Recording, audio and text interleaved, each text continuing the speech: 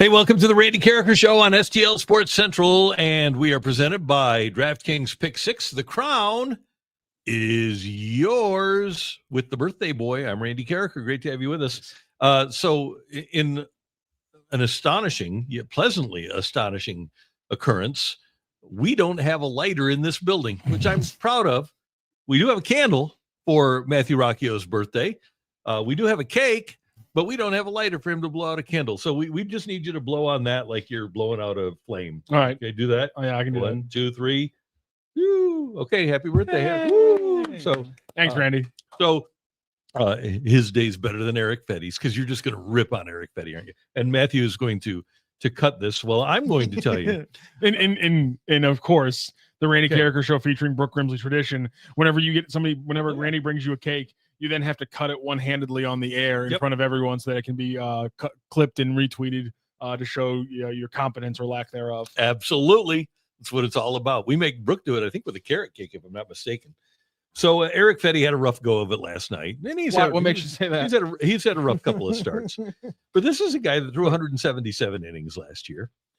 He had a 3.3 earned run average. You know that he's capable. You just don't want to give him an opportunity. You just don't want to let him battle through some of the adversity that he's going to deal with. And I get it, because we are a microwave society. We've got an entitled fan base that thinks that every pitcher should win every game. Why did you point at the screen when you said that? I just we are okay. How about we are an entitled? But here, give the guy a break, okay? He's young. He's only 32 years old, and he can find what he found last year. You know, this is probably all the fault of Blake Lively. It's probably not Fedde's fault at all, anyway. So let's just give the guy the benefit of the doubt here because he pitched so well last year. Okay, I'm tired of all the whining and complaining. He's trying hard. Which 400-foot home run do you think was worse? Hey, you know what? I've seen pitchers. I saw Clayton Kershaw, who might be the best starting pitcher of all time, give up a 400-foot home run. Multiples in a game. I saw Chris Carpenter give up long home runs. Listen, it was a bad start. It was a bad start. So it happens. And it's not surprising. And I think a lot of people are just angry that it happened, because it seems like, and obviously I know in between a lot of these bad starts, we did have that a very solid start from Fedde. And I think that would probably be the argument that other people would in the organization maybe use as to why the reality of what we're dealing with right now. But when you see the comments from Ali Marmol in the post game, when you see the comments from ERICK Fedde about his own pitching performance in the post game, I think he was solid, wasn't he? In the post game, yeah, he's really good in the post game. Wouldn't Miles Michaelis have said you solid? It's reasonable for fans to be mad, and the question is: there actual baseball reasons that ERICK Fedde's still pitching? Or are there enough good baseball reasons for ERICK Fedde to still be pitching for the Cardinals right now? And I think that's a completely fair question, because I would say there's not enough, in my opinion. Because unless you're going to go with a 6-man rotation, which they've done before, and I feel like now would be the other times they tried it. I don't see why now is the situation that different that you can't do it now? No, you should do it. Here's the thing. He is the weak link, and McGreevy has to pitch. Not only is he the weak link, but of the guys performing poorly, Fedde is the least expensive to move on from as well. Money does matter to these people. What do we have? About a third of the season left. So you've got he'll be due $2.5 million that you'll have to swallow. Michaelis would be $6 million. And by the way, Michaelis has, even though he didn't pitch well the other night, he's had more good starts this season than Fedde has. And by the way, the record in games started by Michaelis is right there around 500, and Fedde, it's awful. So I understand where we're coming from. I think that the Cardinals should have done something earlier in terms of removing Fedde from the roster, because it wouldn't have taken much. And the old baseball line that Brad Thompson always used to use: if you don't like it, play better. And ERICK Fedde isn't playing better. And if he doesn't like it, he needs to. But I think he's had enough opportunities here to show that he's worthy of being a guy that should be ahead of Michael McGreevy coming up from the minor leagues. So that's the move for the Cardinals to make. And by the way, go ahead. Is that factoring in what the messaging and the ethos of this team was supposed to be? But because if you're going to talk about a runway season, then I think, and if you let's just say, like, I think there's a lot of people out there who would disagree with that statement, but I don't think you're wrong, because he has had a couple of very solid years as a major league pitcher, and he won 2/3 of each. Miles Michael is solid. He's had a couple of Miles Michael solid years. So I get your point, but like when you factor in the runway factor of things, I feel like it makes sense that McGreevy would be given precedent over Fedde, especially absolutely in the last month. Well, even before opening day, remember Ali said that McGreevy, they told him, look, you pitched better than anybody in spring training, but this is a numbers game. And McGreevy's been professional and good about it all year long. But then when you tell McGreevy, hey, you've done everything you can at AAA, you can't do anymore. And then he goes down and has a couple of bad starts because that's what you told him. And he even mentioned last night in the interview, he said, I'm down in Memphis and there's no pressure down there. I'm working on things. I guarantee you that's why he got rocked those couple of games. It was like a veteran in a spring training game for him down in Memphis. But the Cardinals there were two things they wanted to do. Number one, they weren't confident in their pitching depth. Let's start with the first thing. And I don't know if it's an elephant in the room or not, but the fact of the matter is they were paying Fedde $7.5 million and they don't want to pay people to not work for them. That's who they are. All right. Second thing, though, is that they were concerned about their depth, right? And they thought that with these five, and then they thought they'd have to use Mats. Nobody even in that organization anticipated that they never have to put a pitcher on the IL. So they thought, okay, somebody's going to get hurt and we're going to be able to call up McGreevy, bing, bang, boom. We've got no problem. Then all of a sudden nobody gets hurt, but Fedde pitches poorly. Michaelis pitches poorly. There's much more backlash against Fedde because he rarely has good starts.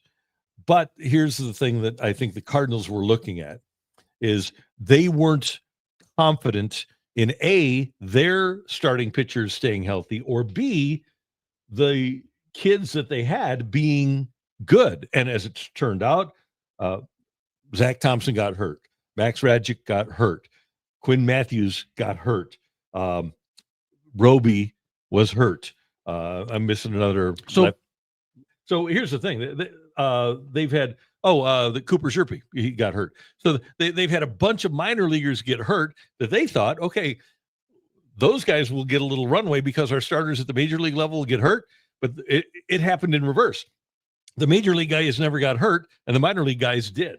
So you think the mindset was we need guys like Eric Fedde because we can't ever have a season where we win 70 games again. And we need to cover innings to be a 500 team so that we don't look like we're bottoming out. I don't think winning had anything to do with it. I think it was more about innings. I think it was more about having people that could competently at the major league level go out. And that means you didn't have me. You didn't sign Rich Hill. People that could go out like Fedde and take the ball so that you didn't have to bring up a double-A guy. You didn't have to do an Oviedo thing like a couple of years ago, where Oviedo was he was brought up and just left to die on the vine. You and Brendan talked about how that might have stunted his growth. It ended his growth. It killed his growth. Gave the Cardinals a warped view of what he could be or what he was. So I think the concept of what they were thinking was valid, but it just didn't work out the way they thought it would. And by the way, and Bernie and I have both brought this up to you in the past. If you haven't heard it, and I know a lot of you, we're just looking at the numbers, a lot of you have not been tuning in forever. We appreciate that you are. Tell your friends, by the way, about the Randy Karraker Show on STL Sports Central. Subscribe to our newsletter, like this video, and follow us on social. But one thing that we found out this season, as opposed to last season, what are we pointing at? I'm pointing at the screen. Down into the corner where it says share, like, subscribe, and hit the bell button. Right there, right below you, Randy. Okay, good. So last year, they get Fedde at the trade deadline. They get Fedde and Pham, give up Edman, who goes to the Dodgers, and then the White Sox get a minor leaguer from the Dodgers. And the Cardinals get Fedde and Pham from the White Sox, who were historically bad, by the way. But this year we hear, and maybe I think I got it last September. Down the stretch, I was told by a member of the Cardinals staff that literally on the day that Fedde showed up, he said, "Hey, I appreciate you guys trading for me, but I'm gassed. I got nothing left." And he was terrible for the Cardinals. He was not good. I think I asked, I said, "What's wrong with Fedde?" And that's what I was told. He told them he was just out of gas. He's 32. He was 31 last year. There's no excuse for a pitcher of that ilk who's been around for a long time to be out of gas. I didn't realize this, though, Matthew. His career innings pitched in the majors before last year, rookie year 15 innings, second year 50 innings, third year 78, fourth year 50, and then he threw 133 in 2021 and 127 in 22. That's when he had the 5.81 earned run average. Then he went to Korea for a year and then came back last year with a career high 177 and a third, including 2-5 record, 3.72 with the Cardinals. But the point is here, he was gassed last year. There was no reason for the Cardinals to think that he could go beyond 4 months this year either. And so it's been a trade that did not work out. And it's just another example of the incompetence of the Cardinals evaluation process in the past. And hopefully, well, certainly it's going to change. Hopefully it'll be better in the future. And my thing is that I honestly think the Fedde thing has a chance to only be the second worst mistake due to stubbornness from the front office. Ooh. And I was just talking about this with Joe, because if the report is true that we talked about yesterday from Katie Wu on the Fight on Matrix Midwest, and if the Cardinals front office doesn't want to move, I understand maybe it might not be, they don't want to move all three of the relievers of Matz, Helsley, and Maton, or as we call him, Phil Matone. I think that not moving those three, because things went well enough in May and June that you now can slip into the playoffs, even though that wasn't apparently your plan in the offseason or in April. And so now you're going to say, because we need to slip into the playoffs and we need to get people in the building to watch us slip into the playoffs, we need at least one of those three relievers, if not two of three. If, I don't know, maybe even all three of them. Not trading them, in my opinion, would be a much larger mistake than the stubbornness with ERICK Fedde. And I think things change in my opinion, dramatically, quickly, and in 8 days they'll look a lot different. But you go back to right before the All-Star break, the Cardinals were a game and a half out of a wild card spot, right? Now, all of a sudden, they're 3.5 out of a wild card spot, and they're behind the Giants and the Padres. And both of those teams are better than the Cardinals. And you're going to get the Padres, and I know people are dreaming about splitting with the Padres. That's not going to happen, I don't think. My guess would be the Padres would take 3 out of 4. And the way that the Marlins have been playing, the Marlins will probably beat the Cardinals 2 out of 3 too, the way the Cardinals are going these days, although Cardinals are better at home. But I would guess that by the time we get to the deadline, pretty much everybody will agree that it ain't going to happen this year. And you aren't going to sell more tickets because you aren't going to be in the hunt. That's kind of the thought process. Not that it's a real thought process, because you are, even if the Cardinals would get into the hunt and be on the periphery of the wild card race, they're going to draw more fans. That's not going to happen. Okay, and tell me if I'm wrong. What this is signaling for me is what we talked about. First of all, it goes back to the interview we did with Jesse Rogers when we asked him about why have you seen rebuilds like the White Sox fail across multiple decades? Why did you see a rebuild like the Cubs, for at least for a short-term, work? Mm-hmm. And one of his things was they had a plan and they stuck to it. So am I wrong that this is now them changing the plan? Because to your point, as you've been saying the entire year, they knew they were going to lose 1 million fans in the stands. Yep. And that's over 3 years. That's not this year, but from 22 to 25, down 1 million fans. And they knew that they weren't going to compete. Mm-hmm. So if this is the mindset now, and in my opinion, even if it takes them getting shellacked at the last few days going into the deadline, that tells me that they changed the plan after May. And that, in my opinion, is the sign of a mistake. Because again, you can't keep changing the plan because of 1 month. You got to stick to it. And in my opinion, this shows an organization that changed on the fly, in my opinion, in a negative way. With the hopes and dreams of being able to sell more tickets, right? Yes. And enhancing revenue. They went and said, we know what's going to happen, and we're built for this. We have to withstand this. And then they saw a pivot point, and instead of sticking to the course, they took the pivot point. And I think in a lot of cases that is a mistake, and I think it's proven to be a mistake. And I think they've been riding the roller coaster because John Mozeliak has been pretty adamant about saying we probably won't know until the 72 hours before the deadline. But there is that belief, as Katie Wu mentioned yesterday on the TV show on Matrix Midwest, that the Cardinals would be, if they're in the hunt, reluctant to trade the relievers because they would feel like they had a better chance to win, have a better chance to be in a playoff hunt, and a better chance to sell a few more tickets if indeed they were in the hunt. But I think now we can all agree that they aren't really in the hunt, right? I appreciate the people that are blindly loyal and say, well, what about 2006? What about 2011? Number 5 isn't walking through that door. Number 29 is not walking through that door. This team does not have a man, and it doesn't have a Chris Carpenter, and it doesn't have a Dave Duncan, as Bernie and I referred to last week. So there's a lot of things that happened fortuitously for the Cardinals back when they won the World Series those 2 years that have zero chance of happening now. I guess my issue is that I'm not saying they're not aware of it, but I do think that because of how those teams won, I think it plays into maybe more of a just get into the tournament mindset. Yep, with the ownership, you mean? Yes, yeah, no doubt. And I think we're. And my point is that they're making mistakes based on broken logic, which is 06 and 11 happened not just because you got hot. It's because you got hot with one of the best right-handed hitters of all time in your lineup. And and again, I understand because I'm not trying to compare them to 06, but like when you look at these regular season numbers for the 06 pitching staff, it is unbelievable that team won a World Series. But Chris Carpenter is not on this line, is not in this rotation. Hell, Jeff Suppan, Jason Marquis. Yep. At their height, which is what happened in 06.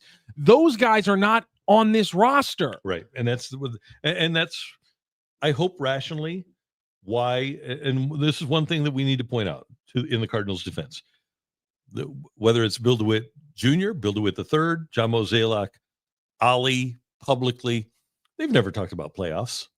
They've never said, yeah, we're going to, now maybe they've said stuff off the record, but they have never, going all the way back to last October, said, yeah, our goal this year or our thought this year is that we're going to make the playoffs. It just, unfortunately, I think everybody gets intoxicated by getting within a game or a game and a half of a playoff spot at the All-Star break, but it's kind of a departure from reality. And my entire thing is that if I'm always okay. I say this all the time, but again, players and managers, I will never say they made a mistake in thinking that way. But if a GM and an ownership falls into that line of thinking, that's a mistake. You are failing to do your job. You have to be rational and you have to be thinking in long-term windows. That's your job. It's the players and the manager's job to have a day-by-day, month-to-month thinking. You have to be thinking year to year, era to era, roster group to roster group, 5, 10, 4, 3-year windows. And so if they let themselves get intoxicated, that is what I'm talking about. That is a mistake. That is hurting the team. Tell me this though. How do you feel about being told by management that it's not going to happen? For example, people in 1986, the Cardinals were not good. The Mets were really good. And in mid-June, the Cardinals lost Jack Clark for the season. And Whitey told the media, boys, it's just not going to happen this year. He knew that the team wasn't good enough without Clark to win, and they were already way behind. People were infuriated that Whitey would tell the truth. Yeah. That he would say, and I want you to send a chat. How do you feel about honesty like that? If a team isn't going to win, how do you feel about coach, manager, ownership saying, yeah, it's just ain't going to happen? Because I liked it. I thought it was refreshing because I knew once they lost Clark that they didn't have a chance. They really didn't have a chance even before that, but once they lost Clark, they had zero chance.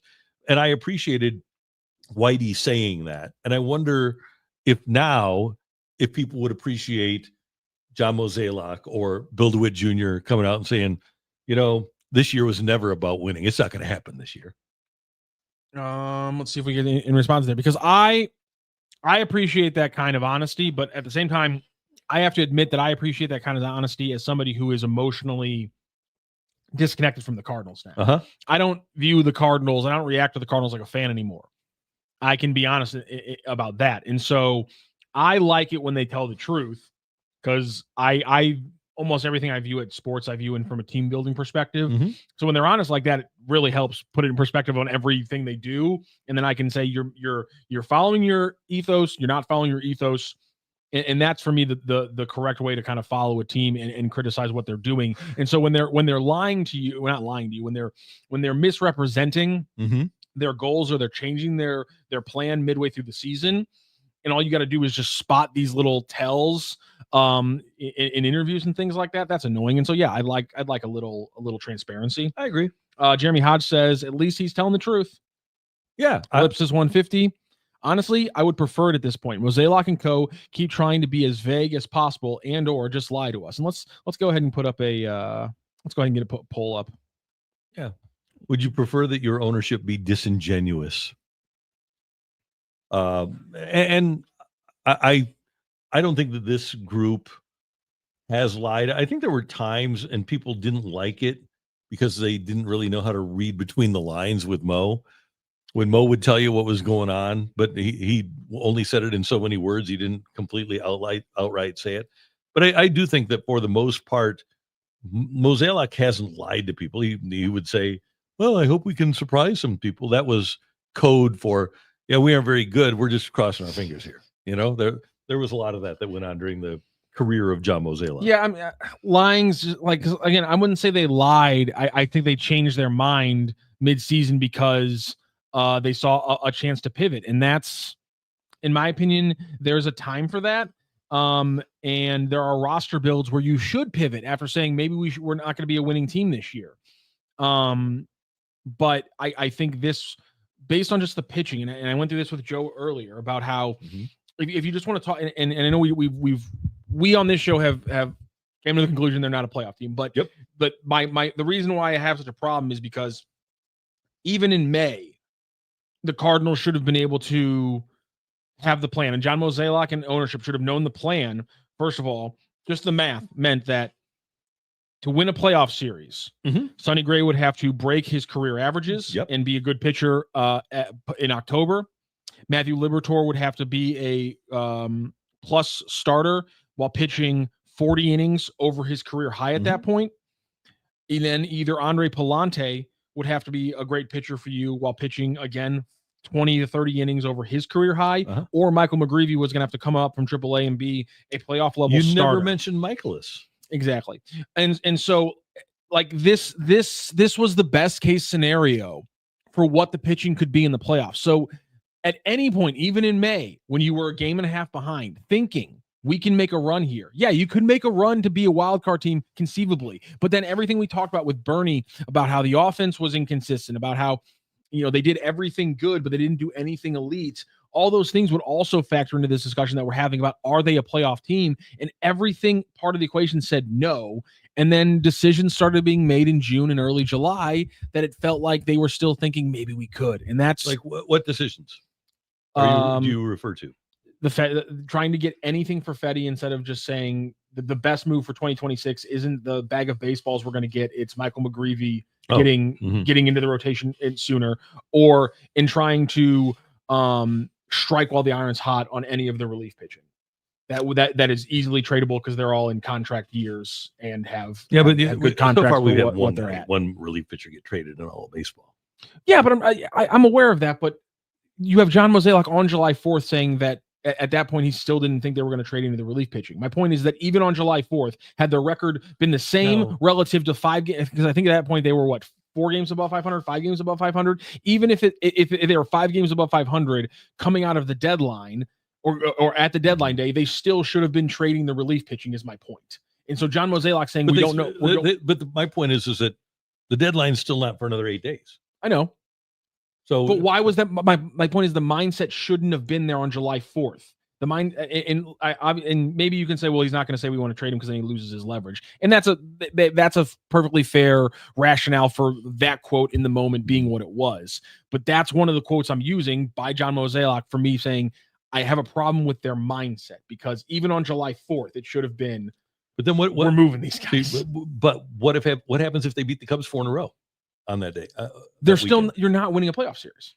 I don't care about. My point is, it's a mistake to even play to be a wild card team, and to think you can win the playoffs even on that date, even if you sweep the Cubs. It's a mistake to think that this is a year to go to the playoffs. But you don't think there's any value in these players playing in playoff games?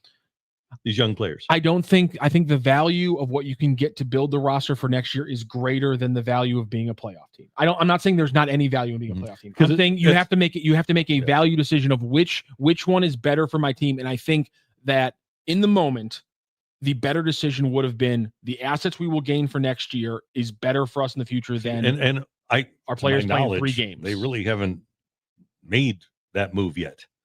So my point being that in 10 days, this could be a moot conversation, right? And you're 100% right. I guess I'm bothered by them needing these 10 days to make that decision. I felt like that decision should have been made. Again, for me, I think there's a lot trading of teams Ryan that haven't Helsley, made a decision. Trading Helsley at the deadline should have been something that was like, we're doing this in July, and that should have been the decision in April. Like we're Ryan Helsley is going to play, and then we're going to. Then you should have. Well, if we're going to, then you should have made the decision last December. The only reason I'd be okay with the only reason I would bring this up is because your thought process is we can pinch more at the deadline than we can in the offseason because of the more teams are saying, hey, we're competitive now. You have like teams like the Astros who wouldn't have been thinking they were competitive in December, who are competitive now. So you have more teams potentially at the bidding table, which then drives up the value. That's one reason why I think it's okay. If their thought process was we're going to move them at the deadline, for them to say, let's not do this in the offseason, let's push this to the deadline. But my point is that should have been, it would have made sense from a team building perspective, in my opinion, for them to say we are trading Ryan Helsley and not move from that. And again, you could say logically that the July 4th quote for John Mozeliak is just a smokescreen, because again, if he does say we want to trade everyone, they do lose the value, and I understand that. So that's fair. Okay. By the way, Nolan Arenado last hit a home run on the 21st of June in the 17 succeeding games. Nolan Arenado slash line is 231, 265, 292 for a 557 OPS. No home runs and 4 RBIs. He does have 4 doubles in that time. And Matthew, we have talked about the decline of Nolan Arenado, who is 34 years old now. He'll be 35 next April.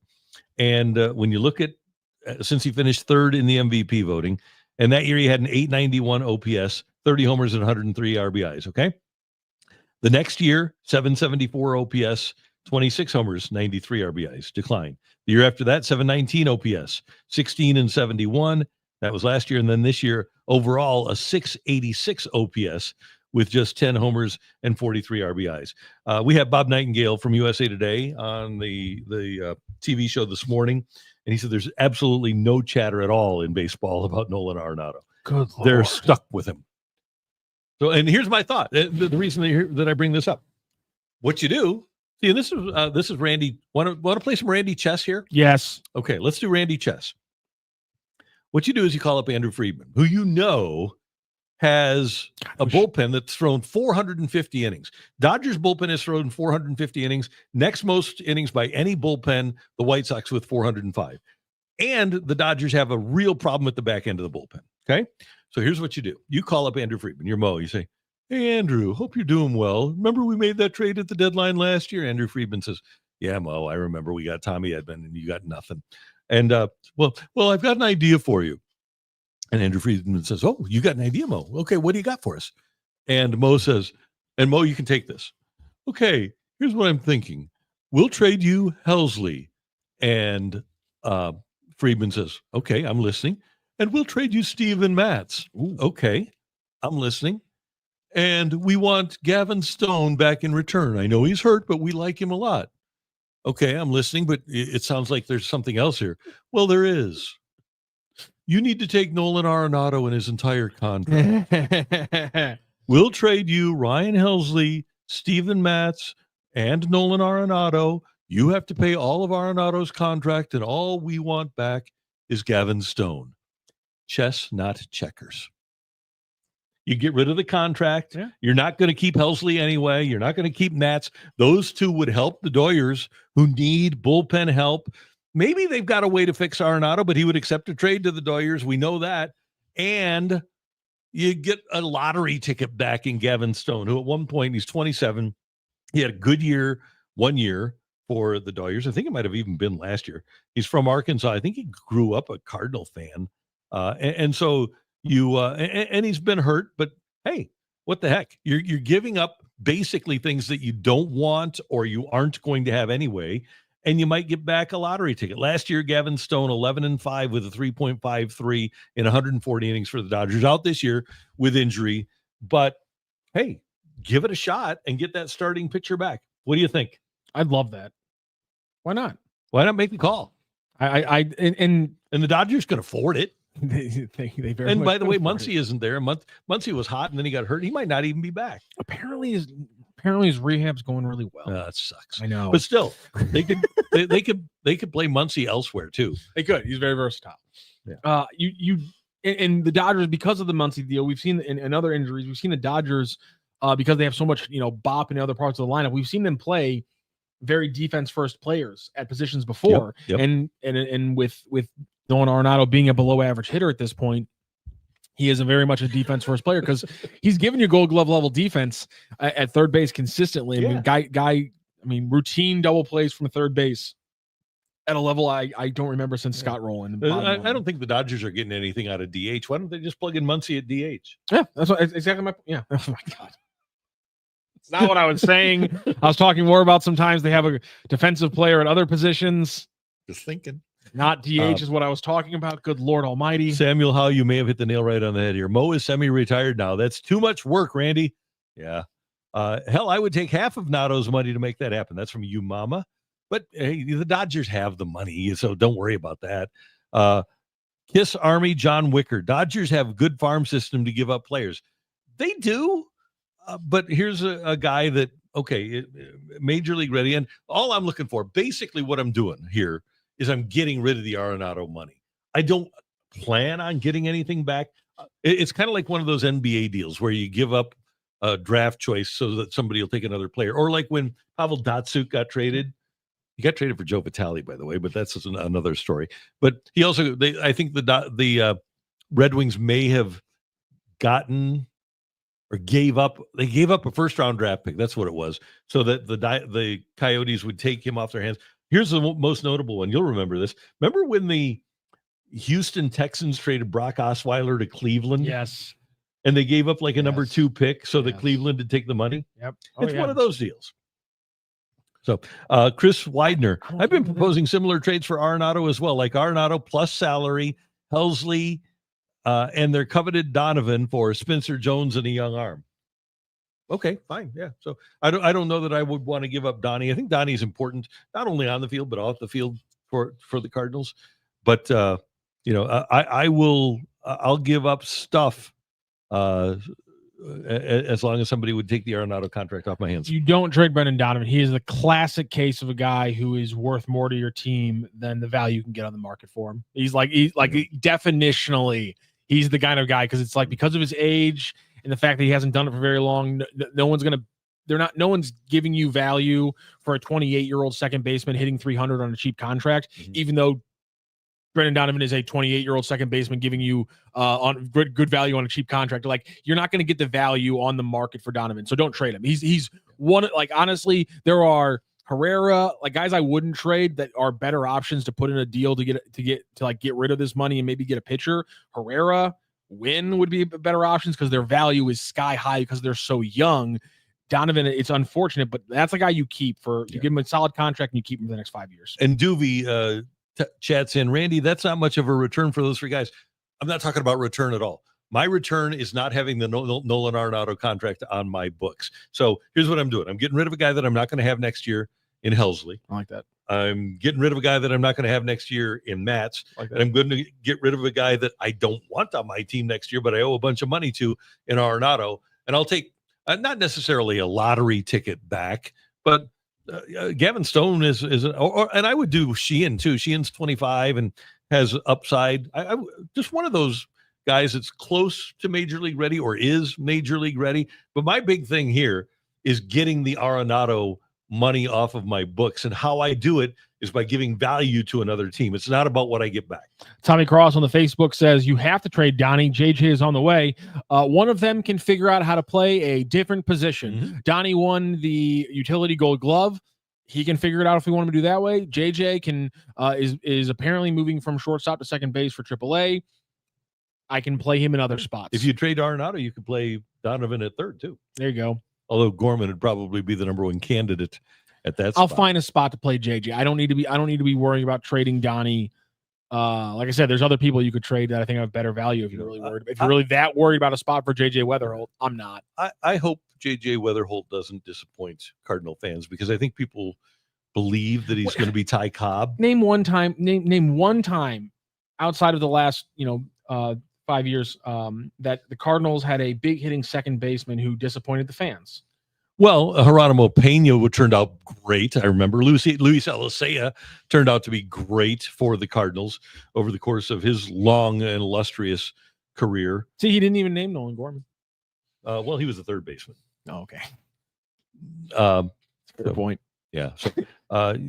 So, hey, just I always like to because I still have look it up on the interwebs. I still have Hector Cruz PTSD. So I'm not always convinced that minor leaguers are going to be great. So, but I do like Weatherholt. I think he has a chance to be a really special player for the Cardinals. And wherever he plays, just find a spot. That's one thing I would do if I were the Cardinals, is I would ask him to play the outfield at Memphis now. Yeah, exactly. Mr. Karraker, you don't dump a future Hall of Famer because his OPS dipped. You light a candle, say a prayer, and wait for the next platinum glove highlight. Which is wrong. That's kind of how we watch. It's kind of what we're doing watching Nolan Arenado over the last month. Yeah, not wrong. Yeah, hopefully you can light a candle, because we don't have lighters here anymore. If you're trading anyone for JJ, it would be trading Gorman. It's just that's you don't have a lot of power bats in the organization. No. And I don't think that JJ is. I've never seen him projected as a 30 home run guy from the time he was drafted until now. I'm not sure. Seems more like a laser show kind of guy. Yeah. I just give him the laser show. He's not a power hitter, and he kind of fits in with what the Cardinals already have, and hopefully, philosophically, they'll change and allow him to keep hitting 300. But he even in college, let's see, was he ever his career high at West Virginia? He hit 16 home runs. So that was 2023. But otherwise, it's 1 homer, 5 homers, 2 homers, 1 homer, 8 homers at West Virginia. In his last year, he was hurt a lot. Then 2. Yeah. Everyone's like, we got to trade. You got to trade Donnie because he plays second base. You got to trade Gorman because he plays second and third. Or I love him. Just somebody plays left field and Lars Nootbaar is your 4th outfielder or 5th outfielder. Hey, trade Newt. Or you trade Newt. Like, he's also got some. There's also a lot of teams out there who, if they probably would like to pay $3 million for an above average 8-hole hitter. That there's a lot of very good baseball. Him an a-hole? Well, I'm talking. He's not. He's a nice guy. Sorry, bottom of the order. He's not an a-hole though. $3 million for an above average bottom of the order hitter with good OBP could be a pretty good second leadoff from the 9 spot. If you're a playoff championship caliber team, that's a pretty good trade piece. Just open up left field there. Now we have a spot for JJ Weatherholt / Brendan Donovan / okay. So other middle infielders were moving to left field. Let's extend this a little bit, or move Herrera there and put Gorman at DH. I don't know. Okay, so let's have Gorman at DH.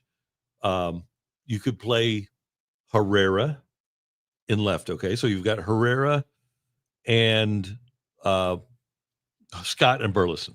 Okay, those are your 3 outfielders.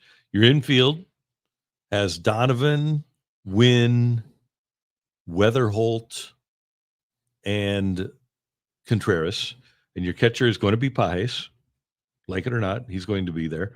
So then you can, Walker probably isn't around, and maybe Gorman is your DH. I'm just wondering where your thump is. Where's your middle of the order thump?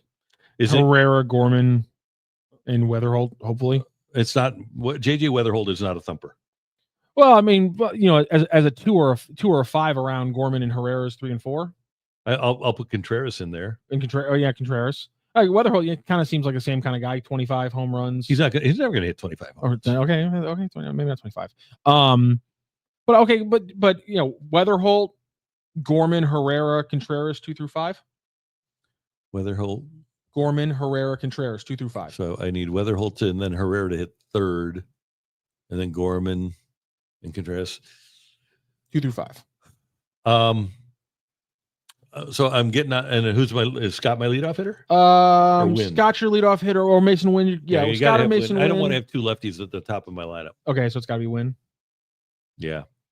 I still, when I compare that to the teams that are contending right now that we could perceive as the contenders for a championship, like the Dodgers or the Phillies or the Yankees, I don't see the amount of thunder in the middle of that lineup as I would like to see. Okay, so then if we're talking, so then let's bring in a conversation from yesterday with Brendan Schaefer about how 2027, if there is a season, is the Cardinals plan to really compete.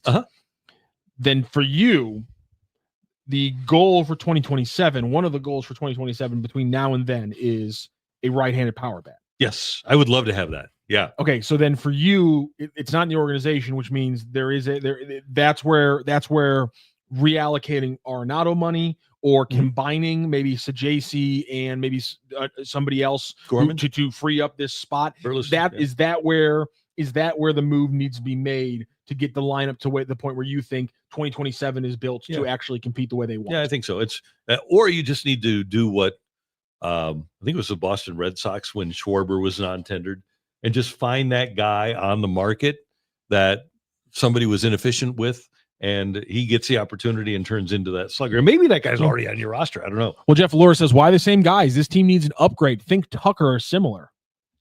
Which Tucker? Michael? Well, I think probably like a Kyle Tucker kind of similar move level. Yeah, well, the Cardinals aren't going. I didn't even consider that because the Cardinals aren't going $500 million for a player. Well, I think that's a little bit too far over. But would they 26, 27-year-old, would they give him $300 million? I doubt it. They seem really averse to me to giving out the term. So we're looking at a 30-year-old, and Tucker's getting $500 million. Yeah, we're looking at if Vlad Guerrero got $500 million, Tucker's getting $500 million. So we're talking about like a 30-year-old that you give 4 years and you give him 150. Is that a realistic thing? Yeah, because they gave that's what Paul Goldie got. Paul Goldschmidt got 130 over 4, right? Okay, as a 30-year-old. Yep, but you traded for him and then extended him. So, and that's the other thing is that St. Louis not being a destination spot for players anymore because of the lack of winning and because of the lack of crowds, it's going to make it more difficult to have players desire to play here, like Goldschmidt and Arenado desired to play. Okay, if one of the big issues is thumping the lineup, if the only and one of the only ways to get thumping the lineup is to acquire a right-handed bat, which is going to cost you a lot of money. Okay, yep. The only way to move Arenado in his salary would be to include Donovan. I do it. Career 775 does not a star make. If you had to get rid of Donovan, he's an all-star. Career 775 for what you ask for Brendan Donovan is fine. Okay. But if that's how you get the money opened up. 360 on base. Pretty good. Let me make sure that he's 394 and he's rebounded. I don't know why people are so anxious to get rid of good players. I just don't get it. But he's a good player. He's the best player the Cardinals have. Brendan Donovan is. And I would not be anxious, especially if you were somebody who was unhappy that you had guys like Rosarena and Adolis Garcia starring for other teams. If you're unhappy about that, then you don't want to trade Brendan Donovan. Oh, are we being disrespectful to Alec Burleson? Kurt Martin says Donnie, Weatherholt, Herrera, Wilson, Burley win as I guess the top 6 in your lineup. Donnie, Weatherholt. Do you think Herrera, when Wilson, does Burley win? When does Burleson become a 30 home run guy? Based on this year he had 21 and he had 21 last year and 600 at bats. He's got 12 this year and 300. He's not a 30 home run guy. Okay. So that's what I'm thinking about. I'm thinking about prime Castellanos, Harper, Schwarber. I'm thinking about not being realistic, but here's one of the reasons the Dodgers are great is because they have Ohtani, Betts, and Freeman. One of the reasons the Dodgers are really good is because when they're going, when they did go back in the day, but it was Giancarlo Stanton joining Judge, and they always had a number 3. Usually it was a left-handed hitter, another lefty hitter. Sometimes it worked, sometimes it didn't. But you need 3 impact bats in the middle of your lineup if you're going to be a successful franchise in 2025. That's where the game is right now. What if all 3 impact bats are hitting 20 home runs? And one of them isn't a 30 home run hitter, but what if all 3 are 20 to 25 power? Can that work? They got to be really good hitters then. They can't be they all got to be 800 OPS hitters as well. Yeah. Do you have that in? You don't have that.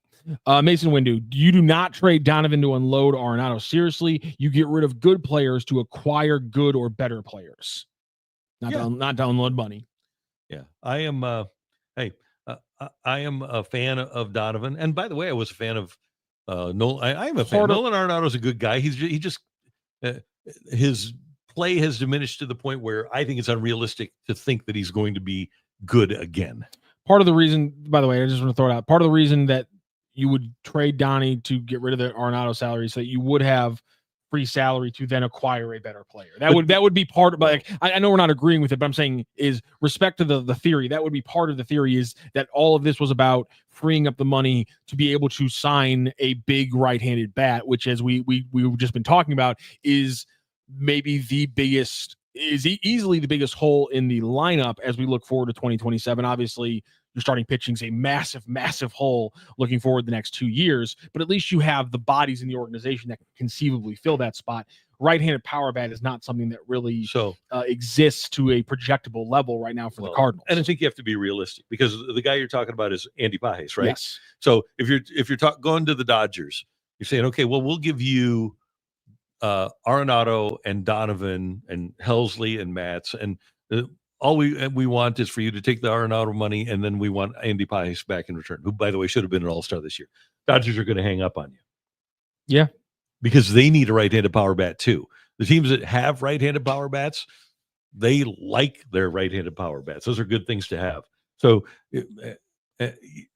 I don't know if maybe you can come up with an idea where a team has a good young right-handed power bat that also has a need for a player like Brendan Donovan, that you got to get a good player back in return if you're going to trade Brendan Donovan. Hey, you know what we need to do is we need to tell you about our friends at DraftKings Pick 6. It is so cool to be able to play, and nothing beats relaxing on a hot summer day like this one and watching baseball. And the simplest way to get in on the action is to download the Pick 6 app from DraftKings. We've done that, and we're having a great time with it. It's crazy simple. Just pick more or less on the stats of 2 or more of your favorite players, and boom, you're in the mix for big cash prizes from DraftKings Pick 6.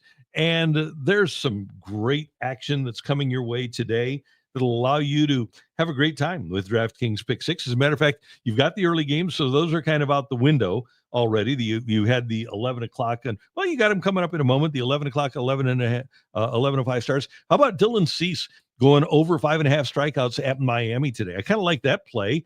That's you got to get in quickly because that game starts at 11:10 St. Louis time. So you got to get in there in the next 15 minutes. So get Cease at plus 5.5 strikeouts. And then how about Bryce Harper? Bryce Harper going against Lucas Giolito of Boston. And you've got him for yes or no on a home run. And you know what I'm going to do? I'm going to say he doesn't hit one. Okay. So there you go. And that is one pick six that you can play. And all you need to do is use that promo code STL Sports after you download the DraftKings Pick Six app. It's available right here in Missouri. Don't miss out on the fun and don't settle for a smaller payout. Switch to Pick Six and right now get $25 in bonus picks with the first deposit of $5. Download the DraftKings Pick Six app now and use that code STL Sports. That's the code STL Sports for new customers to get $25 in bonus picks with your first deposit of $5. Better payouts, bigger wins, only with Pick Six from DraftKings. The crown is yours. Gambling problem? Call 1-800-GAMBLER. Help is available for problem gambling. Call 888-789-7777 or visit ccpg.org in Connecticut. Must be 18 and over. Age and eligibility restrictions vary by jurisdiction. Pick Six not available everywhere, including New York and Ontario. Void where prohibited. One per new customer. Bonus awarded as non-withdrawable Pick Six credits that expire in 14 days. Limited time offer. See terms at picksix.draftkings.com/promos.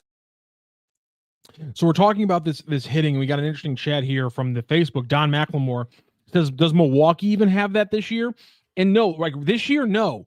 Christian Yelich is on pace for probably just under 30, and Rhys Hoskins only has 12 through 300 at bats. But the point is that between Yelich and Rhys Hoskins, there's 5 30 home run seasons and a 40 home run season in those guys' past career. And you have Jackson Chourio, who's looking like he's going to be a 20-25 home run guy as well. So you can win without it. The Cardinals were winning without this home run power, but we're talking about the consistency of being able to being a championship quality team. First of all, I think everyone would agree the Brewers are playing better than we all thought this year without those guys hitting home runs. So it's possible. But the point is that the Brewers are built with two players who have multiple 30 home run seasons. The Cardinals don't have that in their history.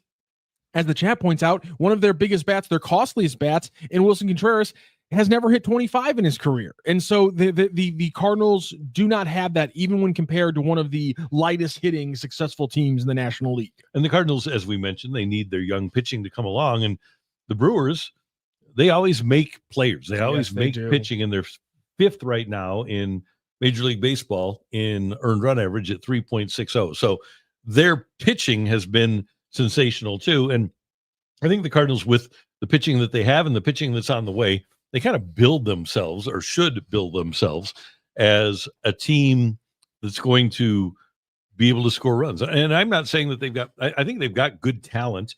I just think that they need a little bit more. And I think when you have Herrera, I think Herrera could be an impact hitter in the middle of your lineup. I hope that Gorman, and I think Gorman would best be served as a number 6 hitter, but he could be a guy that hits 30 home runs out of the 6 hole.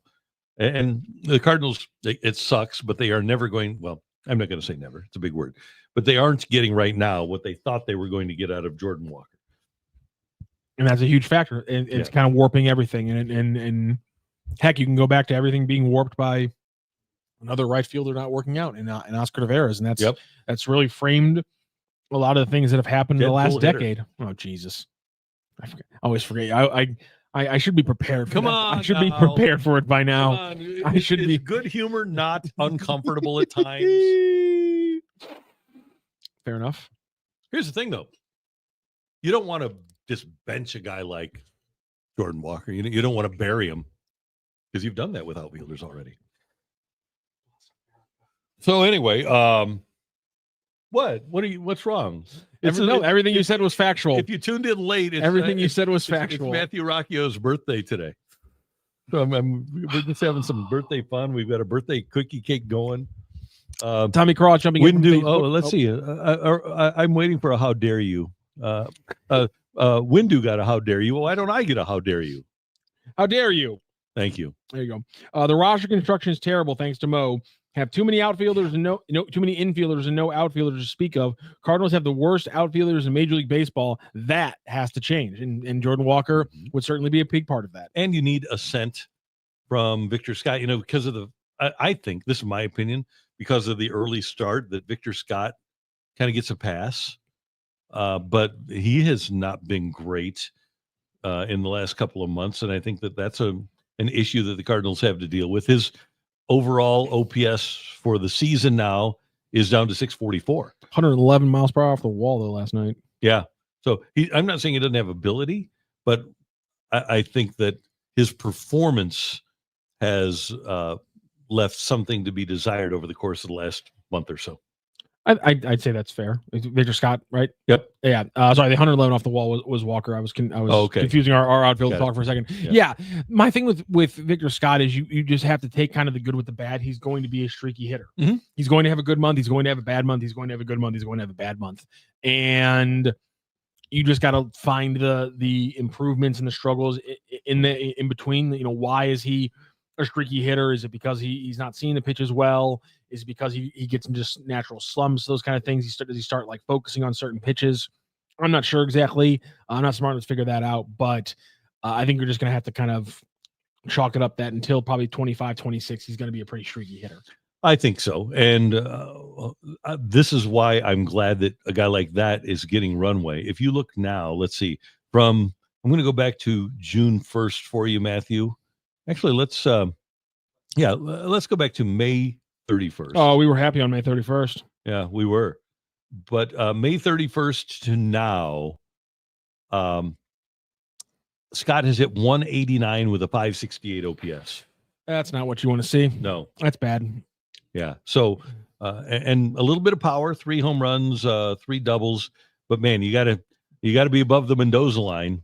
And it's just it's not there. But he can take 2 steps the wrong way on a ball in the outfield and still track it down. Yeah, it's unbelievable. And I'm willing, because of how incredible he is in center field, I am willing on him that one to make a pass. 100%. Listen, he's it is what it is. Definition of runway, isn't he? Yeah, of what we're talking about, giving a guy an opportunity to deal with the adversity and not have him looking over his shoulder and second guessing himself. The Cardinals have had that for long enough. Have had guys looking over their shoulder and losing confidence, and that you don't want Scott to become another one of those guys. Blind Justice says, disagree with Rocchio. There's an H in there. Yeah, thank you. ROCCHIO. Get it right. Disagree with Rocchio. It would have been important for the organization, players, and fans to make the playoffs. I think it would help Ollie too, who I think they should fire and get Albert. And this is just going to kind of be there are 2 different camps kind of thing. And I'm not saying you're wrong. I'm not saying that I'm definitively right. I'm just saying that in sports, I especially nowadays, I think some people might think it's a problem. I think it's a natural reaction to every sport now coalescing into haves and have-nots financially. And unfortunately, right now, with a lot of money kind of up in the air, you don't know what's going on. The Cardinals, I think, are going to fall on the have-not side of things in baseball. Yep. And if you're a have-not, you have to make definitive decisions. And I think fence riding is something that the haves can do, and they can pivot how they see fit and fall on the fence one way or another mid-season. I don't think the have-nots can do that. I think you get into the situations like you see sometimes in the mid-markets in the NBA where a team is never good enough to not be the 8th seed, but they're never bad enough because they're worried about tanking. They're never bad enough to get top picks. And I think the Cardinals and I think baseball overall has morphed into more to representing some other sports in that way. I think the Cardinals need to be definitive in how they build for the future. And I think they tried to play half measures this year. Well, that's why I think it was a mistake. One of the things, like trying to be bad doesn't benefit you anymore in baseball because you can't get top 10 picks in back-to-back years. But I think it's the 11th pick. No, I was going to say there's something to be said though about the fact that you did get back-to-back top 10 picks. And so maybe you should have said, this is the footings to start the rebuild. We just got something that we're never going to be able to get in a rebuilding sense. We just got back-to-back top 10 picks. So let's take the one time that's available to us and actually hit the reset button. But the thing is, and this is why the Cardinals have spent more and will spend even more on coaches at the minor league level, because you only get 1 first-round pick, and you have second-round picks, you have third-round picks, 4th, 5th, 6th, 7th, hell, even 20th-round picks. And you need to have coaches to develop young players so that you can have Brendan Donovan's arrive on the scene who aren't the first round picks. You need to make players that maybe have some talent that you see but aren't polished yet. You need to turn them into players. And that's one thing that the really good franchises, and the Dodgers do it better than anybody, do, because it's not a situation where you can say, okay, well, I'll just build my team around first round picks. It just doesn't work that way. No. You need to be able to turn everybody that your organization procures, now more than ever, because it used to be you had 50 rounds. Now you only have 20. You have to really be laser focused on making every single pick you get as good as they can possibly be. And that goes back to why Chaim Bloom is here.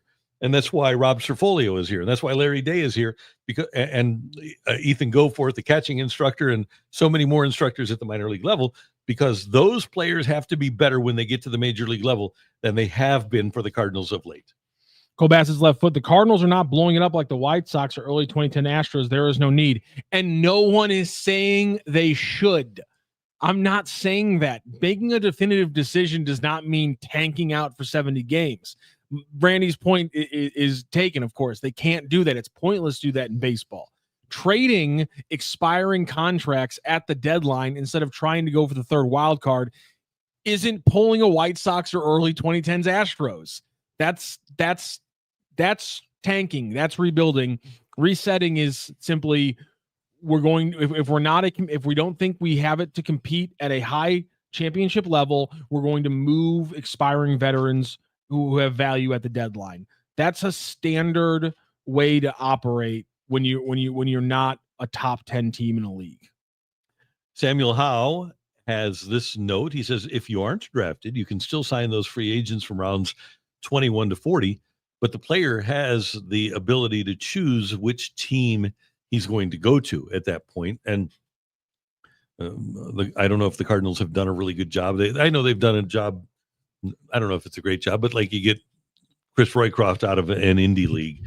And there are teams that do a really good job. This Cardinal scouting department's kind of been reduced compared to what it was a few years ago. I don't know that the Cardinals are really aware of a lot of great gems that are out there. And the Cardinals historically, and this is another thing they have to change, have not done well with international signings. If I'm not mistaken, Matthew, the only international signing that I remember lasting more than a season with the Cardinals that they signed is Carlos Martinez.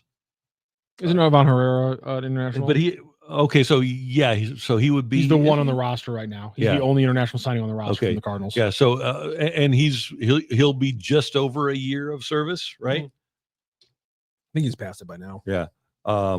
So he was. Yeah. What is it, 1.4 or something like that? 1.034. So at the end of this season, he'll be. So he's just over. Yeah. So you've had a couple of guys. For all the money the Cardinals have spent on international free agents over the years, that's still not a very good batting average, and they need to do a better job. Colbass again. Cardinals Nation are calling for a teardown and ignoring the fact that the Cardinals are still above 500 and just a few games out of the wild card spot. I said this in the chat, and I'll say it now in the show. No one's ignoring that fact. Again, there are two groups. There are essentially, you can split it into two groups. And one group is not saying we have to tear everything down. They're not ignoring that the team's above 500. They're simply saying, I do not care that that this team could be the third wild card, because, and I'm not going to break it down again. We already broke it down earlier in the show, because when you look at the best possible pitching, 3-man pitching staff to win a playoff series for the Cardinals, it's not a smart risk to say we're going to win that series. And again, you can say, I just want to get into the tournament. That is a completely legitimate side of thinking from one group. I'm not saying that group is wrong, but you saying that the Cardinals Nation people calling for a teardown or ignoring the record is also wrong. They're not ignoring the record. They're saying, I don't care if this team can get to the third wild card, because they are not going to compete for a championship, because the pitching is not to that level. That's what the other group is thinking, but they are not ignoring the record or where they stand in the wild card ratings. Man of the Dark in Mo voice. Miles Michaelis is like making an international signing. I love it. Here's one. Okay, so we get to next. Let's see. What day of the week? Is it Friday, the trade deadline on the 31th? Today's the 23rd, so it would be a Thursday, wouldn't it? Thursday, okay. Either way, if here's my approach to the trade deadline. I'm trading expiring contracts. I'll move Helsley. I'll move Phil Matone. I'll move Matz. I guess Michaelis isn't, you're moving him. You get Fedde off the roster. Gray is going to be here, but he's not an expiring contract anyway. Contreras isn't an expiring contract. If you can move Arenado, great. I think, Matthew, but the only guy that I would trade that I have under contract for next year would be Arenado. Yeah, I don't think that I would move at the trade deadline this particular year. I don't think I'd be moving other guys unless I'm blown away by somebody being stupid, which just doesn't happen anymore. That's completely fair. Yeah, I am literally just on, at this point, I'm just freaking out that about the 3 relievers. Like that's my entire argument at this point, is because this smart teams in this situation trade expiring contracts for value when they can get them. Right. And Kiss Army, John Wicker says that we currently don't have the staff to win a playoff series at the moment. I think that's a fair way to think about it. But then we have the real third man. And again, I think you're lockstep in what the Cardinals think. Wild card teams have won an inordinate number of CLSs and World Series. That's fine. But instead of just looking at the totality of it, look at all those wild card teams that had success, compare their starting pitching or their lineup to this Cardinals team, and then we can start having the conversation. And it used to be that there was one wild card team that theoretically could have been the second best team in the league. Yes. Now you actually have to win a series. You have to win a best of 3 series. It used to be Cardinals did this, right? You get in, win one wild card game, and then all of a sudden, all you have to do is win a best of 5, and then you go to the LCS, and you could theoretically be the second best team in the league. And that's how, when you talk about those teams doing it, like when the Marlins won, both years the Marlins won the World Series, they were a wild card team, but they didn't come out of nowhere. They were really good teams. But now with the expanded playoffs and with the fact that you have to win a best of 3 in the first round and then a best of 5 in the second round in the division series before you get to the 2 best of 7s, it is much, much, much more difficult to be a wild card team that makes it to the World Series. It's even much more difficult if you're the 3rd division champ this year because you have that extra series. The real third man, your narratives are flawed. Please expound. I want to know why you think it's broken, because I feel like we're laying it down pretty clearly as to why it doesn't make sense for this team to think they can compete as a wild card. Yeah, what's why are our narratives flawed? Do you think this roster can compete as a wild card? Compare them to the other wild card teams, even since the expansion to 3 that have had success, and tell me that this team is comparable to other wild card successes. Because you can't put together a 3 or 4 man pitching staff that gives me any confidence this team can win a series. But it is a narrative. No, don't tell me chat's so clumsy, man. You got a keyboard in front of you and a place to chat it. Give me a little bit of an explanation. That's all I'm asking for. So yeah, I would like to know this too. You don't need a division title when you've got defense, chaos, and a wild card ticket. Just ask the 2011 Cardinals. I will ask their 4 all-stars and their Hall of Famer. Because you don't have any of, you have 3 guys who have been all-stars in the last 3 years on this roster, and 1 guy who's a Hall of Famer, and we all have been talking about how he's completely past his prime. Whereas in 2011, all those guys were in their primes for the most part. So that's what I'm saying. It's apples to oranges. You're not comparing the same thing here. This is not 2011. This is not 2006. I feel like, much like the DeWitts, your brains have been warped by that. Yeah, you just hey, it's different if you have the greatest player of our era and one of the best postseason pitchers, along with Bob Gibson, in the history of the franchise, in Chris Carpenter. You had him in both 2006 and 2011. So let's go to the first round of the playoffs, okay, Matthew? And let's say that the Cardinals, they sneak in as the last wild card, which would put them against the 3rd division champion, which right now would be, let's make sure that we get this right. So Cardinals last wild card, the the third division champion at 50, it would be the Phillies. Okay. So you get to game 3 against the Phillies because you have faced Wheeler and Sanchez in game 2. So you have split the first 2 games. Sonny Gray went crazy and won game 1 for you. Who are you pitching in game 3 at Philadelphia with the series on the line? It's game 3. It's everything on the line. It's win or go home. And you are going against, it's probably going to be, if they don't get Nola back, it's going to be Luzardo. So who's going to go against him? Or it could be Ranger Suarez, who's got a 2.66 ERA. There's plenty of other, and if they get Nola back, then it'll be Nola in game 3, because Wheeler and Sanchez are going in games 1 and 2. And if you're fortunate enough to win the first 2, then who pitches game 3 for the Cardinals against the Phillies? And by the way, if you get into their bullpen, then you got a shot. Michaelis? Is it? No, because the game, if the game's over by the 4th inning, doesn't matter. McGreevy. Okay. But again, now we're pitching a rookie in a pivotal game 3, which it can work out if the rookie's Fernando Valenzuela, sure, but not again. It's not impossible.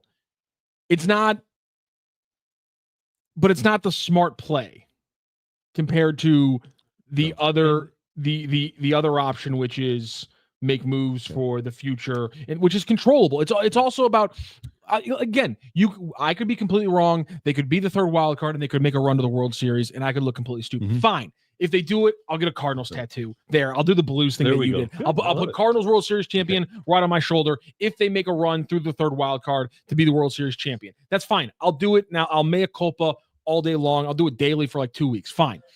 But my point is, it's a dumb risk and it's a dumb roll of the dice for the ownership to take, considering they're trying to turn things over to a new group that now has to plan for the future in 2026. And do you love the idea of, because I don't, and I think Michael McGreevy has a chance to be really good, but do you love the idea of a rookie McGreevy going into Citizens Bank Ballpark? No. And in a playoff setting, and you know how loud the fans are there and how raucous they are in Philadelphia, facing that lineup with Turner and Schwarber and Harper and Castellanos and Real Muto and Marsh. I'm just not.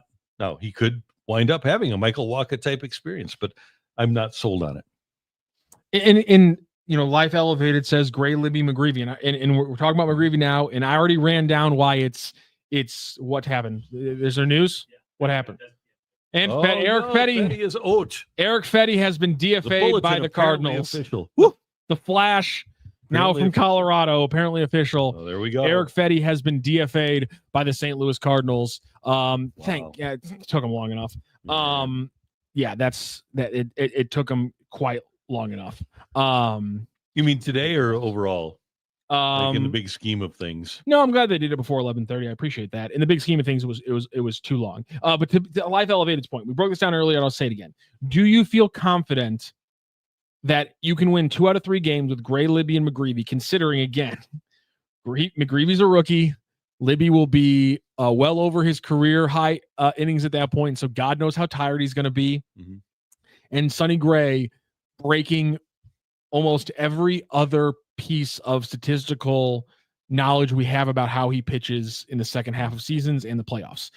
You're talking about winning 2 out of 3 and needing to break almost every conceivable personal and historical number for those guys to win 2 out of 3. It's not a smart play. It is a risk. This is putting your rent on 35 black. It's a dumb play. It is. So Andre Granillo called up by the Cardinals. He will be in the bullpen.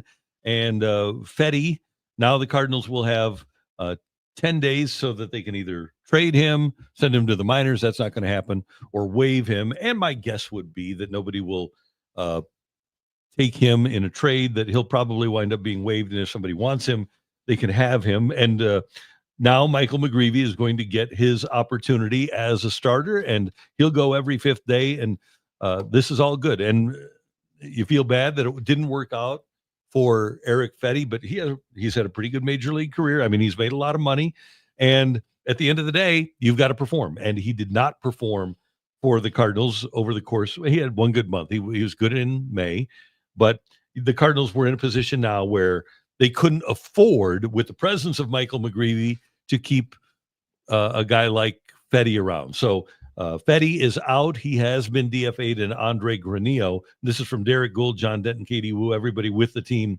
in Colorado is reporting this, that Fedde has been designated for assignment, and I can't imagine that he would be surprised.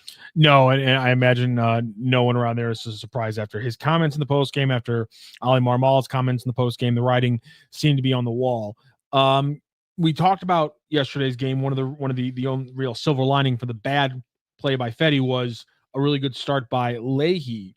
And I know some people were throwing out Leady as maybe give him a pitch, a capped start instead of Fedde. But now that we know Fedde's been DFA'd, could they, and maybe they use Leady as a starter to give Palante the day off that he probably needs, because again, he's about to hit his career high.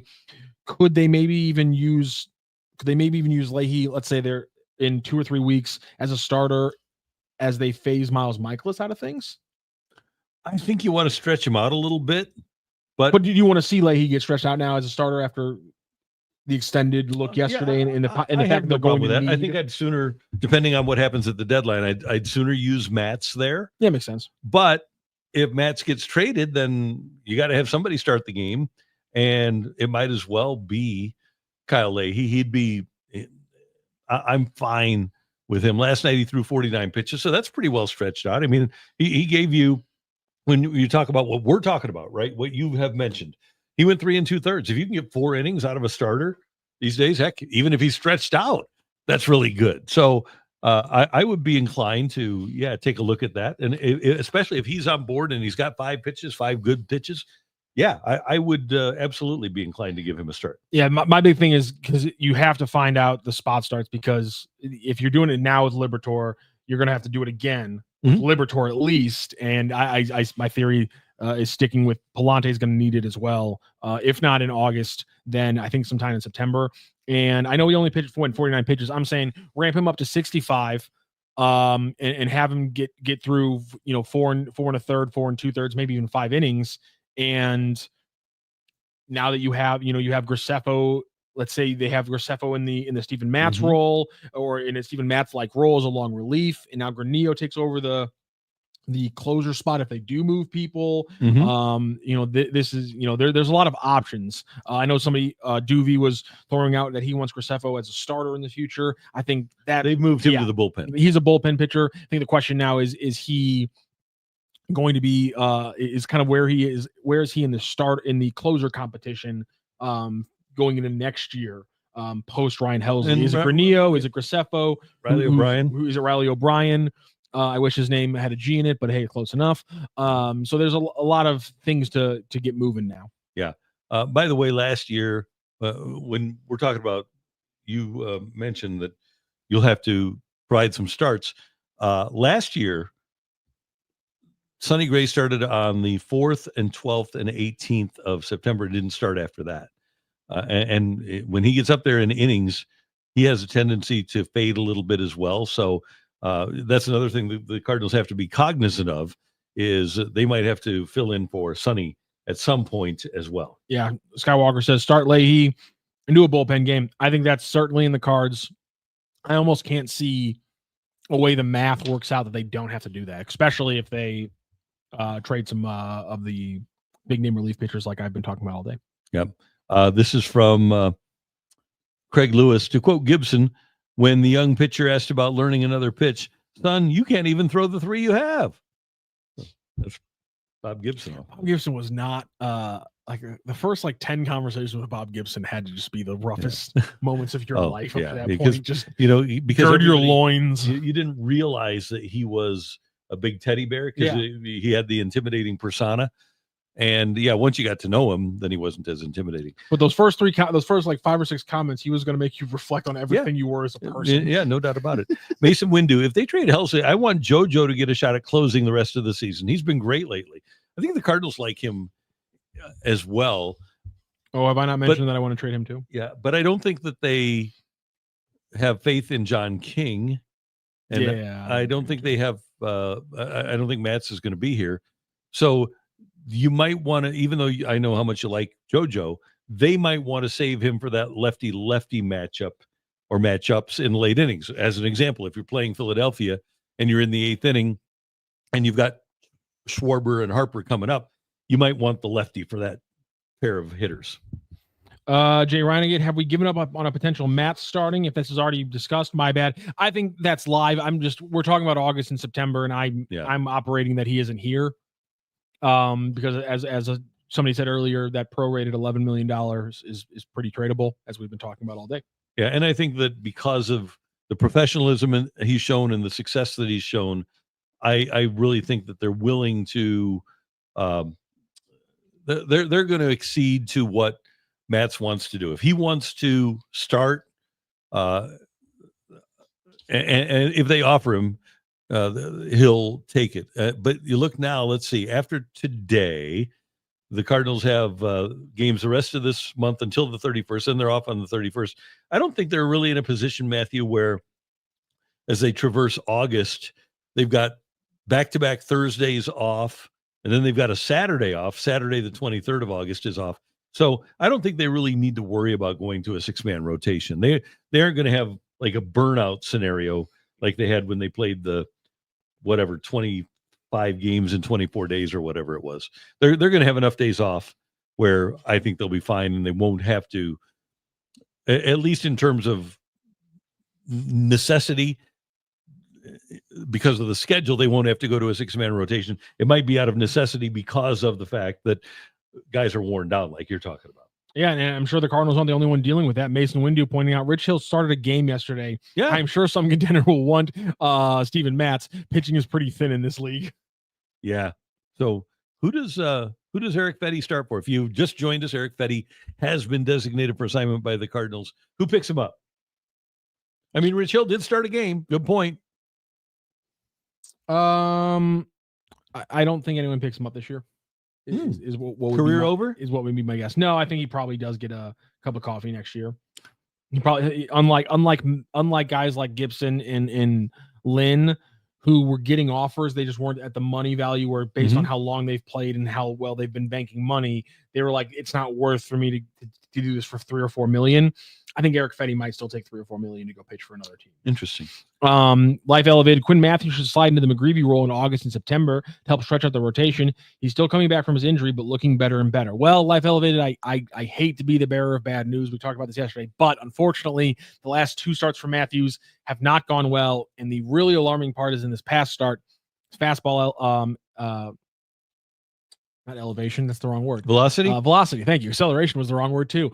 His fastball velocity was down 2, sometimes 3 miles per hour this past start for Quinn Matthews. So he is coming back from injury, but unfortunately, it's now starting to rebound against him. So a little worrisome on the Matthews front.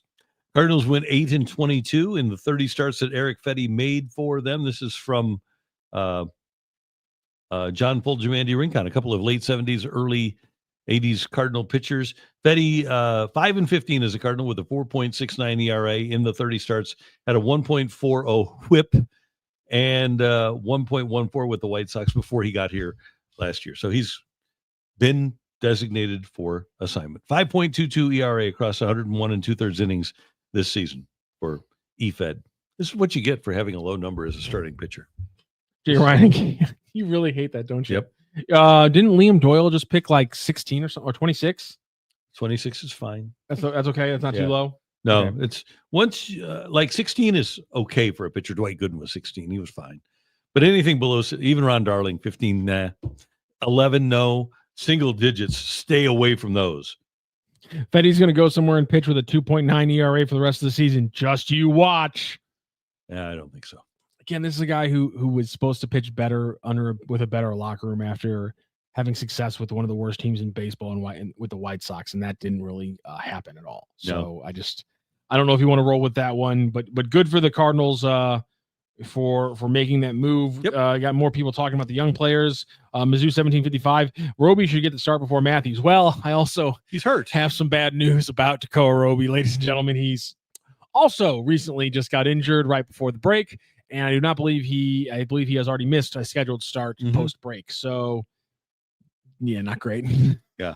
This is History City. Dan Plesac pitched 5 innings yesterday and allowed 1 earned run. Depth, baby. I think that might have been Zach.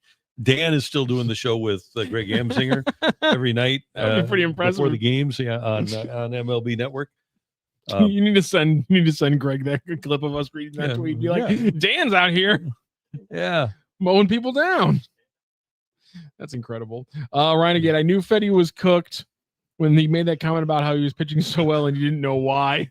Okay, Bach Hog, come on now. Congrats on Ozzy Osbourne being 1 day sober. Oh, he had been sober for much longer than that. The man fought back from addiction. Come on. He did. One of the great mugshots, maybe the greatest mugshot of all time, right? I mean, certainly in St. Louis history. It's got to be. Pretty spectacular. Samuel Howe is just teeing me up at this point. He goes, what about Tin Kent's, Rocchio? No, we're not doing this doom and gloom tour. Sam Robertsay? Cooper Sherpy, injured, and coming back from injury, or coming back from injury, injured, actually, if we're doing this respectively. Okay. Darn it.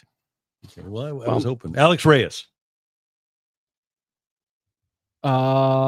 Is he currently rostered by an organization? I don't believe so. No, I think his shoulder is gone.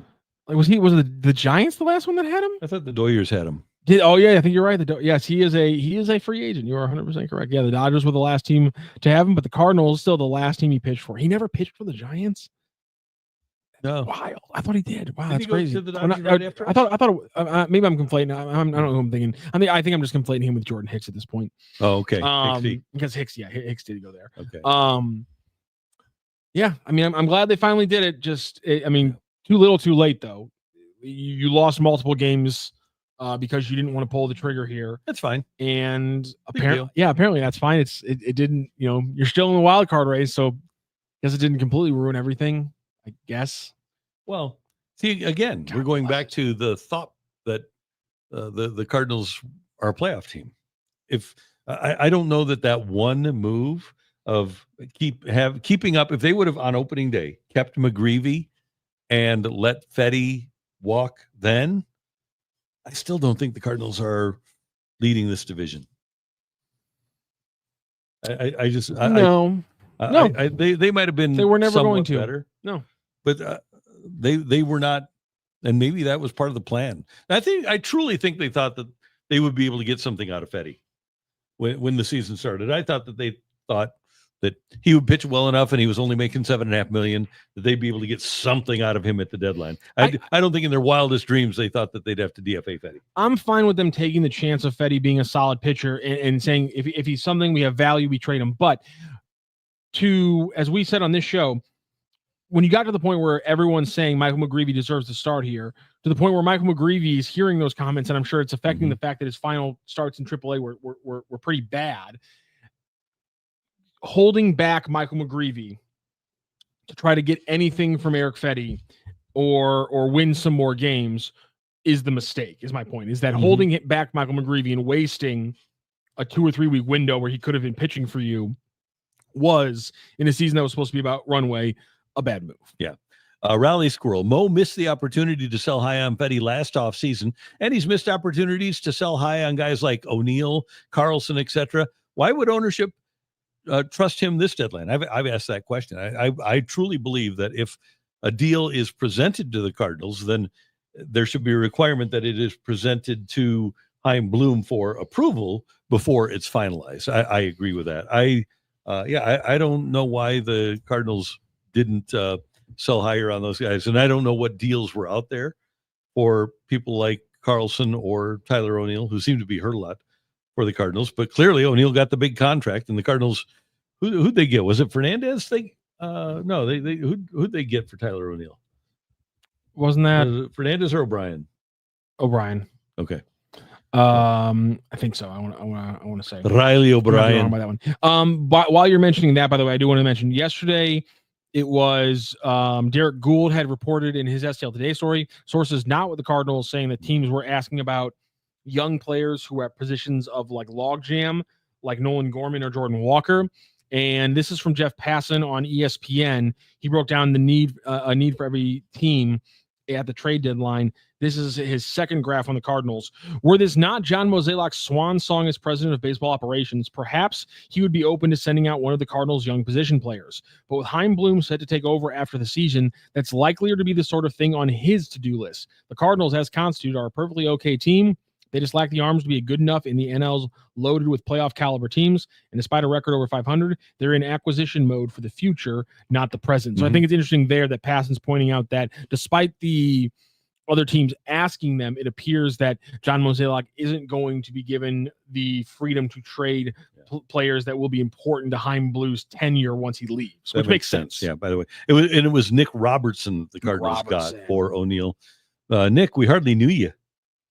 So, by the way, the rest of Jeff Passan's rundown on the Cardinals: biggest need, starting pitching; biggest asset, Ryan Helsley, and his rundown. The Cardinals have been good enough to hang around in the NL Central, but their lack of starting pitching finally has caught up to them. As much as St. Louis would like to move Nolan Arenado and ERICK Fedde, suitors aren't lining up yet. Sonny Gray and Miles Michaelis have no trade clauses and didn't intend to go anywhere, which leaves a trio of relievers which could bring solid returns in Helsley, Matone, and Matz. There you go. Hey, if you want to watch the game, maybe you're back now. Are you back on the Cardinal bandwagon because ERICK Fedde has been DFA'd?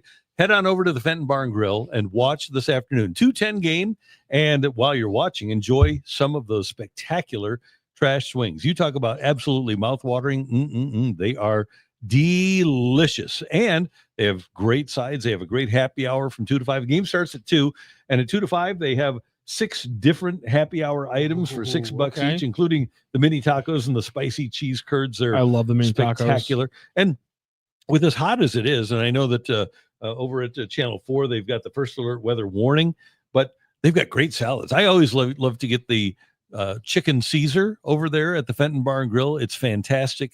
And they're going to have great food, great drink for you at great prices. It's the Dive with a vibe. Stop by and say hi to Megan and Candy and Jamie and the whole gang over there. They'll treat you really well, and you'll have a great time, and you'll have a delicious meal or snack at the Fenton Bar and Grill. It's the place to hang out if you're a sports fan. When I stop by, I'm always talking sports with somebody over there. Stop by and say hi to old Chuck, my buddy. He is the Maitre d' of the year in 2024 in the St. Louis metro area. It is the Fenton Bar and Grill, just 2 minutes away from the soccer park in Fenton. You can learn more at fentonbarandgrill.com. When you go, tell them Randy sent you. Somebody says, John Mozeliak voice, getting McGreevy in for Fedde is just like making a trade. Terrible, accurate, well done. Not wrong. That's great. Let's see. Go Padres. They got the MLB package at Fenton Bar and Grill. You betcha, Samuel Howe. Yeah. So they got it. They'll take care of you. This honestly would be kind of fascinating to me. If Bloom has identified a controllable position player that he doesn't see as part of the future and has value to trade this deadline, why wait until the offseason? I have no way of knowing if they've identified somebody like that, but I would love it if he traded from a spot that allowed them a clearer vision of who's going to be getting 500 at bat at positions next year. I would love that move. And obviously to Passan's point, it would have to be from Bloom's kind of, pass to Mozeliak. But I think that would be one of the absolute best things the Cardinals could do at this trade deadline for me. I'm not saying I know what the deal could be, but I'm saying if they did put together a deal, I'd be good with almost anyone. Okay. So let's just play a little game here in our last 4 or 5 minutes. Next year, presuming Nolan Arenado and Wilson Contreras are here, let's presume that those are your corner guys. Okay. All of your position guys are going to get 500 at-bats. Who are they? Wynn is going to be your shortstop. He gets 500 at-bats. Pajes behind the plate. Oh. Right? He gets 500 at-bats. Yeah. Who's going to be your second baseman? 500 at-bats. And you got Nolan Gorman. Okay. You've got a DH. Ivan Herrera. Okay. Who's in left? Brendan Donovan. Okay. Who is in center? Victor Scott the second. And then it's got to be Burleson in right. Yes.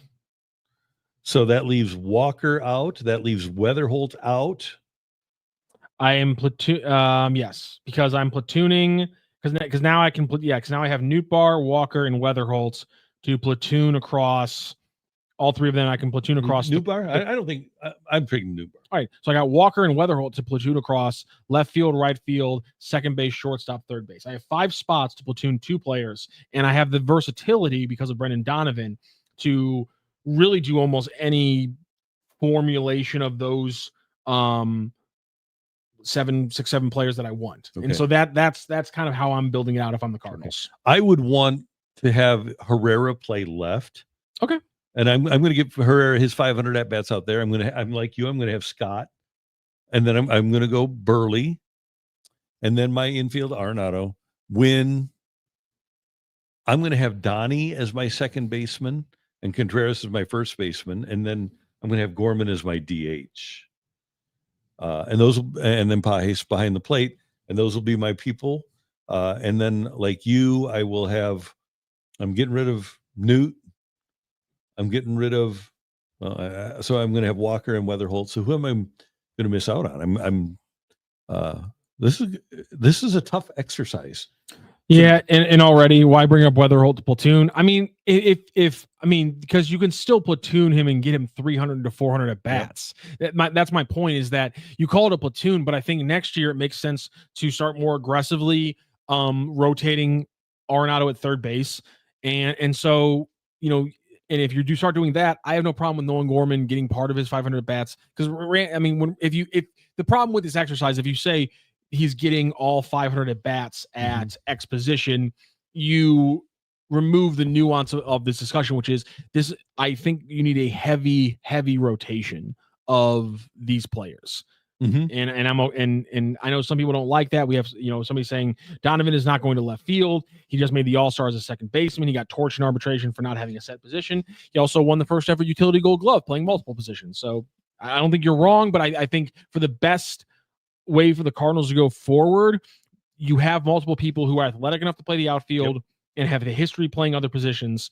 You have to play with the variability, and players might not like it. I don't care. I'm trying to build a team here. And Herrera has been working more with John Jay in the outfield. They haven't obviously put him in a game yet, but I wonder if maybe by the end of the season, if we'll see Herrera in a game. So we have the same group of players, though, basically, to get 500 at bats. And then we've got Walker on the outside looking in, and we've got Weatherholt on the outside looking in. If you want to be happier, call it start JJ at second base in my formulation, and make Gorman your platoon guy who you put in, behind Arenado at third, behind Weatherholt at second, behind Herrera at DH. Put him anywhere. If somebody would have told you 2 years ago, oh God, we've got a real problem with Arenado playing third base. He's like the biggest problem. He's the biggest impediment we have to a good offense. I guess I would have expected, like, I would have been like, I guess sometimes Hall of Famers fall off. If you would have told me it's because he can't break 400 in slugging percentage, I would have bet all the money against you. And I would have lost all my money. Yeah, like a Hall of Famer to that level, even though I know a guy whose career has been boosted up by Coors Field, him just failing to be able to be a 400 slugging level player for multiple seasons in a row is, before he's like 38, it's shocking still. Yeah. I know I've gotten used to it, but it's still shocking. Yeah. One more chat from Mason Windu. By the end of this season, you'll all be penciling in Walker as your everyday right fielder. I hope so. I want him to succeed. Yeah, sure. And I think that when the Cardinals started this whole process, Jordan Walker was the centerpiece. Jordan Walker is a talented guy. And if Jordan Walker goes somewhere else, he will succeed elsewhere. But with what the Cardinals have, I think that's the biggest issue. What the Cardinals have right now, they've got guys that they think are better, and I think are better than Jordan Walker. I hope that he reaches a point where he can surpass people like Burleson and Herrera and Gorman and find a spot. But at this point, I just don't see it. Yeah, so, I'm with you on that. All right, what are you doing for your birthday? So are you going to dinner somewhere? We went to dinner last night. Good. To our favorite place. I'm not really doing anything today. I'm honestly, I'm going home and I'm going to grind out a rewatch of City's pathetic match Don't against do it. FC Just Dallas. put you to sleep anyway. Because I need to do that because I got to produce a podcast tomorrow. Okay. By the way, thank you to Wilson. He tells us the Cardinals lineup is out for their let's hear it. 2:10 What is first Fedde pitch pitching today? against the Rockies. No, just another Cardinal with just a barely sub 5 ERA, Andre Palante, on the mound in Coors Field today. Leading off for the Cardinals, playing second base where everyone else wants him for the rest of time, Brendan Donovan. Batting second at the DH spot, Ivan Herrera. Third, Alec Burleson playing left field. Wilson Contreras is batting fourth and is at first base. Nolan Arenado batting fifth at third base. That's one of the problems. Mason Wynn batting sixth at shortstop. Jordan Walker batting seventh in right field. Yoel Bozo batting eighth, and he's behind the plate. And then Victor Scott, the second, is in center field and bats ninth for the Cardinals. Facing off against 1-2 with a 4.24 ERA, Tanner Gordon, the righty for the Cardinals. All right. Hey, this was a big day, obviously, with the DFA'ing of ERICK Fedde, and we were glad that you were here to talk to us about it. We'll be back at it tomorrow. Tomorrow is Thursday, Friday Eve, and we'll talk about the Cardinals. Hopefully, if they don't beat the Rockies today, if they lose 2 out of 3 to the Rockies, it's bad news. By the way, let's point out to Ryan Hayes how much. I mean, if Ivan Herrera could catch, and if they would just let Mason Wynn be a two-way player, this roster build would be perfect. If they just had Mason Wynn as a pitcher and a shortstop, and if Ivan Herrera could also be a catcher, this team would, I mean, we'd be steamrolling people. Yeah, absolutely. Crazy. Yep. Hey, thanks for being a part of this show. Don't forget, subscribe to the newsletter, subscribe to the YouTube channel where you're watching right now. Like this video, follow us on socials at STL Sports Central. We are presented by DraftKings, where the crown is yours, and we'll see you tomorrow morning at 10:04.